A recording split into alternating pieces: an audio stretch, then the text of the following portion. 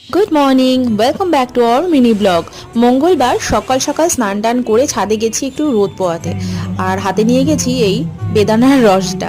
আর breakfast করা আগেই হয়ে গেছিলো। আর এখন এই যে বাড়ির সামনে আজকে পৌষকালী পুজো, তাই প্যান্ডেল হয়ে গেছে। তোমাদের প্যান্ডেলটা একটু দেখাই ছাদ থেকে কেমন লাগছে। আর যেহেতু বাড়ির সামনে পুজো, তাই সমস্ত কিছু রান্নাবান্নাও আজকে দুপুরের ভেজ হয়েছিল, পনির, লাউ দিয়ে ডাল আর সমস্ত ভাজাভুজি। সন্ধেবেলায় ঠাকুরও চলে এসেছে মণ্ডপে, সবাই মিলে ধরাধরি করে এখন ঠাকুর মণ্ডপে তুলছে।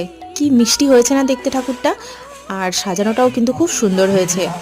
আর এই সবে মাত্র পুজো বসলো, এখন এই 8:30 9টা এরকম মতো বাজে, পুজো জাস্ট বসলো।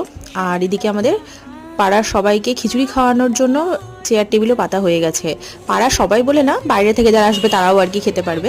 আর মণ্ডপের সাইডটা এইভাবে সাজিয়েছে রজনীগন্ধা, গোলাপ এইগুলো দিয়ে।